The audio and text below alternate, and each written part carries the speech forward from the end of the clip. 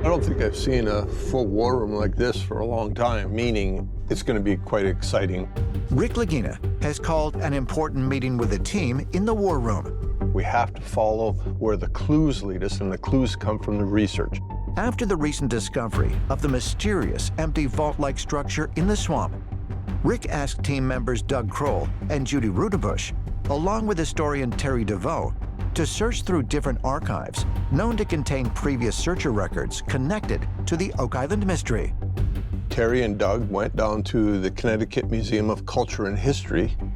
It was Rick's hope that they might uncover clues that could help prove Fred Nolan's theory regarding multiple treasures being buried on Oak Island.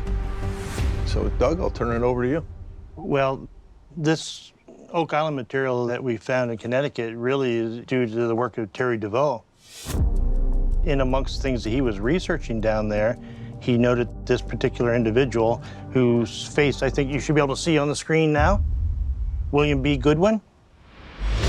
In the early 1930s, Connecticut-based businessman and historian William B. Goodwin began researching the various treasure hunts that had taken place on Oak Island since the Money Pit's discovery in 1795. Throughout his life, Goodwin amassed a collection of documents pertaining to the mystery, especially records connected to Frederick Blair, the man who first reported the existence of the so-called Chapel Vault, 153 feet deep in the Money Pit back in 1897. So we found several letters in 26 boxes of Goodwin's collection that had to do with Oak Island. And Judy and I have spent some time trying to determine what it all means. And one of the things here we found in his notes on Oak Island is Goodwin calls it the Blair treasure map. Oh, yeah. Blair had in his possession a treasure map. Goodwin saw that map during his time here, and this is his diagram and notations. So this isn't the original Blair map. We don't know where that might be because nobody's ever been aware of it. So there were 3 original notations on the map, 3 stones that were indicated. And from what we can gather from William Goodwin's notations, he was trying to figure out if this map meant there were 3 separate treasure caches associated with the west end of the island. Gary, have you hammered this area? No, I haven't, Marty, because it's so rough. It's as rough as a badger's butt out there. I mean, there's all hilly mounds. That rough? Yep. I would say the stone on the beach. That seems to be the place to start. Did we go looking for these landmarks?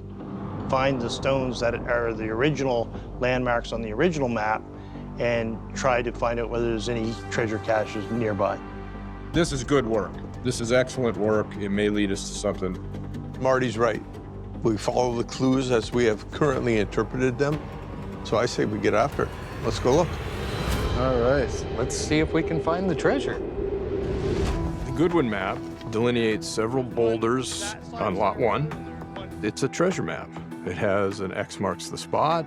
I mean, it's classic. Let's look in this direction. Okay. We'll check out this way. Okay, mate. We're looking for a big flat stone. It's supposed to have a big X on it. We need to find a really good clue. Something old. A coin with an intriguing date. Anything like that. We're going to see if there's anything really actually special about these boulders. Well, there's a flat rock right there. Oh, and it does have a big X on it. Oh, yeah. Yeah. Look, Oh, it really does.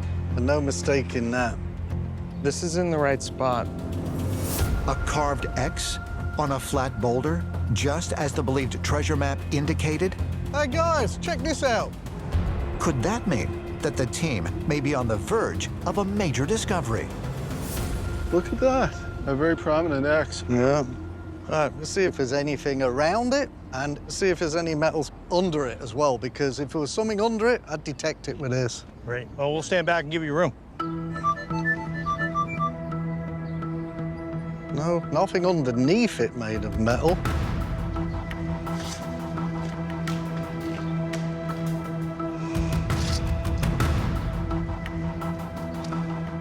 Nope, there's no metals around it or underneath it. Not that I can detect. And according to the notes, this next stone had an X and these square shapes on it. And I think we found it. Really? Yes. Lead us to it. Okay, look at here, guys. Seams and squares. Look at this. The original description said that it had an X on the stone in the center of it. There's a seam of an X here, so this has got to be the stone. But we ain't going anywhere till we metal detect that. We're looking for treasure. That's a treasure map. I'll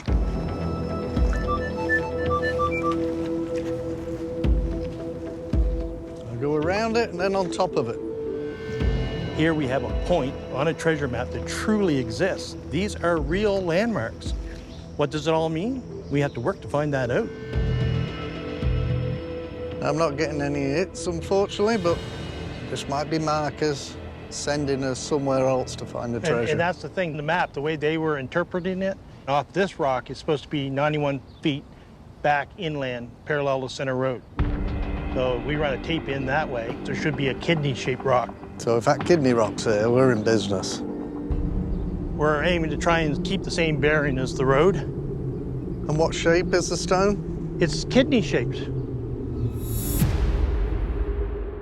Doug, hold up. That's it, 91 feet. So at 91 feet, there's one stone here. Look how it comes in like that way, like a kidney bean. Yeah, this is more kidney bean shape. If you're using natural stones as markers, then that's the most fitting description of the shape of this stone. Well, bloody hell, mate, we're free for free now. Well, what's got me excited is the landmarks seem to be proving true. Yeah. The fact that we found every single landmark that's on the map, it shows the map is completely valid for me. Time for some metal detecting.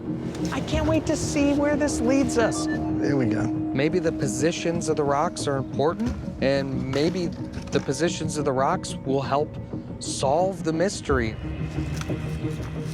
I haven't got any metal hits around the rock or on top of the rock, but you've seen the area. Billy's guys have got to do some serious clearing in this area. Well, we've got one more major landmark to find. What's the description of that boulder, Judy? It has a top cleaved off like lightning hit it. Let's go to that fourth one and hopefully hit the jackpot. Let's see if we can find it. Oh, that's what we're talking Yeah, about. no mistake in this one. Looks like it was cleaved in half by lightning. Yeah. I can see both sides right there, and it looks like it was blasted apart. Oh, yeah, look at that. Let's see. Ringing loud and clear. Let me pinpoint it. Oh, singing loud and clear. Oh. Rapid vibration.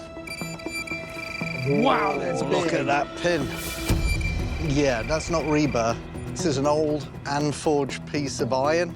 If I was putting a date on this, I'd say you're in the 1700s or a lot older. Really? Wow. And that came from right underneath the boulder. Yeah, it sure looks like some kind of cribbing spike that you would use for tunneling. Okay. Weren't the swages found nearby? Yeah, mate, a stone's throw away over there. But maybe someone was tunneling. Who knows? Is it possible that the team has just found another critical clue to help prove the authenticity of this treasure map? If so, could that mean that something of great value is actually buried in this area?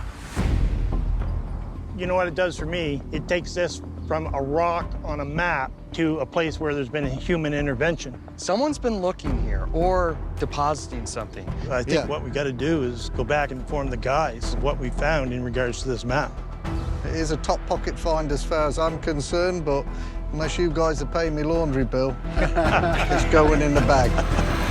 Fantastic day.